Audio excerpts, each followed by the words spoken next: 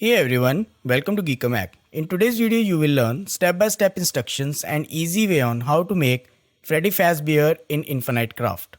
But before we move forward, if you find this video useful in any way, please consider subscribing to the channel as this encourages us in creating more similar videos. Alright, put earth on the empty space, add wind to get dust, add earth to get planet, add fire to get sun, add fire again to get solar, add planet to get system, add fire to get computer, add system to get software, then add earth to get game.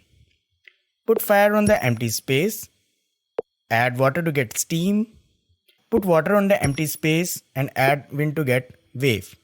Combine wave and steam to get surf, then add wave to get surfer. Put dust on the empty space and add wind to get sandstorm. Combine surfer and sandstorm to get sandman. Then add surfer to get dream. Then add dream to get nightmare. Put planet on the empty space and then add steam to get steampunk. Then add earth to get robot. Then add planet to get cyborg. Combine nightmare and cyborg to get Freddy. And add fire to get Freddy Fazbear.